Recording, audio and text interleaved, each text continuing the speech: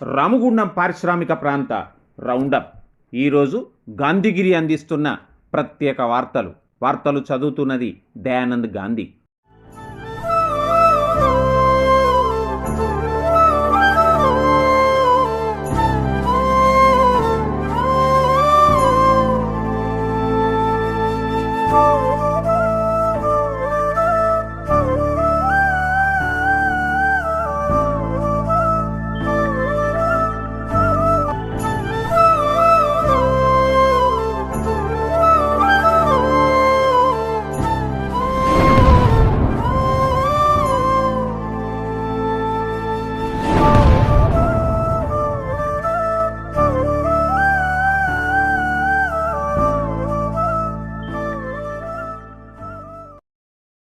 వార్తల్లోని ముఖ్య అంశాలు: బొగ్గుగని బంకర్ వద్ద చిరుత ఆనవాళ్లు, భయాందోళనలో కోల్ బెల్ట్ ప్రాంతం, కోల్ సిటీకి వచ్చిన సింగరేణి ముద్దుబిడ్డ సయ్యద్ సోయల్, నిరుపేదల సేవలో విజయమ్మ ఫౌండేషన్, స్థానికునికి సత్కారం. వివరాలు: రామగుండం సింగరేణి ఏరియాలో చిరుతపులి అలజడి జరిగింది. RG1 పరిధిలోని GDK వనింగ్లేన్ బొగ్గుగని ఇసుక బంకర్ సమీపంలో చిరుత అడుగులు బయటపడ్డాయి. చిరుత సంచరించిందనే విషయం బయటపడడంతో కార్మికుల్లో, గోదావరిఖని పారిశ్రామిక ప్రాంత ప్రజల్లో భయాందోళనలు నెలకొన్నాయి. అసలు విషయానికి వస్తే, నిన్న రాత్రి వనింగ్లేన్ బొగ్గుగని ఇసుక బంకర్ వద్ద నైట్ డ్యూటీలోకి వెళ్లిన ఓ కార్మికునికి అక్కడ కార్మికులు పెంచుకుంటున్న కుక్క తీవ్ర రక్తస్రావంతో చనిపోయింది. మరో కుక్కను చిరుత చంపి ఎత్తుకెళ్లినట్టుగా తెలుస్తూ ఉంది. ఈ ప్రాంతంలోకి చిరుత వచ్చినట్టుగా అనుమానంతో కార్మికులు ఉన్నతాధికారులకు సమాచారం ఇచ్చారు. ఈరోజు ఉదయం అటవీ శాఖ అధికారులు రైమతుల్లా, నరేష్లు పరిశీలన జరిపారు. ఇసుకలో చిరుతపులి అడుగులు గుర్తులను పసిగట్టారు. శాంపిల్స్ను సేకరించారు. ఈ చిరుతపులి ఎక్కడి నుంచి వచ్చింది, ఎలా వచ్చిందనే విషయంపై అటవీ శాఖ అధికారులు పరిశీలన జరుపుతున్నారు. కాగా ఇక్కడికి వచ్చిన చిరుతపులిగా DFO రవిశంకర్ నిర్ధారించారు. క్లియర్గానే ఉన్నది. అడుగులు కూడా ఈ ఎయిర్ లైఫ్ అడుగులు కూడా క్లియర్గానే ఉన్నాయి. కాకపోతే దాని సైజ్ చూసినట్టయితే 7 సెంటీమీటర్స్ ఉన్నది. మేబీ చిరుతపులి అనే అనుకుంటున్నాను నేను. 99% అది చిరుతపులే. పెద్ద పులి పిల్ల యొక్క అడుగు కూడా ఇంతే ఉంటుంది. పెద్ద పులి అంటే మరీ పెద్దదైతే అడుగు పెద్దగా ఉంటుంది. 10 సెంటీమీటర్లు, 12 సెంటీమీటర్లు, 14 సెంటీమీటర్లు ఉండడానికి అవకాశం ఉంటుంది. ఇది చిరుతపులి రిక్వెస్ట్ చేస్తున్నా అంటే, ఇప్పుడు ఏదైతే ఏరియాలో తిరిగిందో డెఫినెట్గా కిల్స్ కూడా చేసింది. ఒక 2-3 కుక్క పిల్లలను చంపింది. సో జనరల్గా ఏ ఎనిమల్ అయినా కూడా దానికి ఆహారం దొరికే కాడికి పోతుంది, నీళ్లు దొరికే కాడికి పోతుంది. ప్రొటెక్షన్ ఎక్కడ ఉంటే అక్కడికి ఉండడానికి ప్రయత్నం చేస్తుంది. సో ఇక్కడికి వీళ్ళు ఇంతకుముందు అడిగినట్టు మళ్ళీ రావడానికి అవకాశం ఉంది. లేదని నేను చెప్పలేను. ఎందుకంటే ఇక్కడికి వస్తే మళ్ళీ ఏదైనా ఎనిమల్ దొరుకుతుందని ఆశకు రావచ్చు. నేనేం చెప్తున్నా అంటే, సెక్యూరిటీ ఆఫీసర్ని ఈ ఏరియాని మొత్తం కూడా ఇన్వైలేట్ చేసి పడారు. అంటే ఎవరిని కూడా అలౌ చేయకుండా నైట్ టైంలో,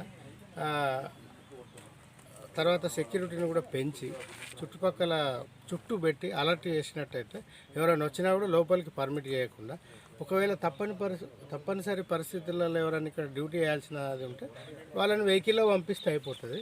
సో ఎవరైతే ఎంప్లాయీస్ డ్యూటీ చేయొద్దని చెప్పారు, చేసేవాళ్ళు అలర్ట్గా ఉండాలి, జాగ్రత్తగా ఉండాలి. వాళ్ళు నైట్లో బయటికి రావద్దు, తిరగొద్దు ఒంటరిగా. అది నేను ఒకటి చెప్తున్నాను. అయితే అబ్జర్వేషన్లో ఖచ్చితంగా పెట్టమని చెప్తున్నాను. వీలైతే CC కెమెరాలు కూడా ఫిక్స్ చేయించమని చెప్తున్నాను. తర్వాత హెచ్చరిక బోర్డులు పెడితే డే టైంలో కూడా అలర్ట్ ఉంటారు, చదువుకుంటారు. ఆ చదువుకున్న అనమాట వాళ్ళు నైట్లో మళ్ళీ ఏదైనా పని ఉన్నా కూడా అరే రావద్దు అని జాగ్రత్తగా ఉండడానికి అవకాశం. 5 కిలోమీటర్స్ రేడియస్లా ఉండొచ్చు. ఇప్పుడు ఇక్కడ నుంచి 5 కిలోమీటర్స్ రేడియస్లా, ఇప్పుడు ఇక్కడంటే ఓపెన్ అది, ఇక్కడ లేదు. కానీ కొద్దిగా దానికి పొదలు ఉంటే పొదలలో ఉండడానికి అవకాశం ఉంటుంది. ఫారెస్ట్లో అయితే చెట్ల మీద కూడా పోయి పడుకోవడానికి అవకాశం ఉంటుంది చిరుతపులి. ఇక్కడ పెద్ద చెట్లు ఏం లేవు కాబట్టి పొదలలో దాక్కుంటుంది.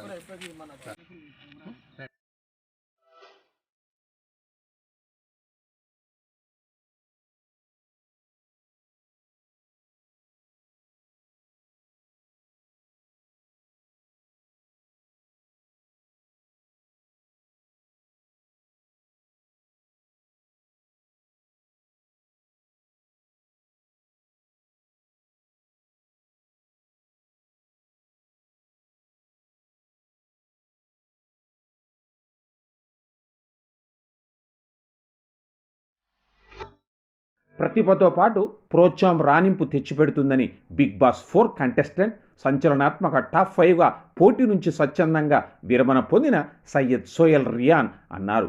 ఈరోజు స్థానిక సామల శ్రీనివాస్ ఆధ్వర్యంలో ఇక్కడ జరిగిన కార్యక్రమానికి సోహెల్ రామగుండం పారిశ్రామిక ప్రాంతానికి వచ్చారు. బీఫ్ హౌస్ వద్ద సోహెల్కు పెద్ద ఎత్తున అభిమానులు ఘనంగా స్వాగతం పలికారు, తరలివచ్చారు, ఘన స్వాగతం ఇచ్చారు. అనంతరం కళ్యాణ్ నగర్లోని సుమంగళి హాల్లో జరిగిన ఆత్మీయ అభినందన సభలో సోహెల్ మాట్లాడారు. కార్మికుని బిడ్డగా ఈ చక్కటి గుర్తింపు రావడం, సింగరేణి ముద్దు బిడ్డగా స్థానం పొందడం తనకు చాలా ఆనందంగా ఉందన్నారు. బీ4ఎస్ ఎన్టీపీసీ మున్సిపల్ ఆఫీస్ మీదుగా ఈ ర్యాలీ సాగింది. మున్సిపల్ ఆఫీస్ వద్ద అంబేద్కర్ విగ్రహానికి సోహెల్ పూలమాలలు వేసి ఘనంగా నివాళులర్పించారు. ఈ కార్యక్రమంలో కార్పొరేటర్లు బాలరాజ్ కుమార్, పొన్నం లక్ష్మణ్ గౌడ్, అభిమాన సంఘాల ఐక్యవేదిక బాధ్యులు గుండేటి రాజేష్, గట్ల రమేష్, కాంపెలి సతీష్, యతురాజ్ చంద్రశేఖర్ తదితరులు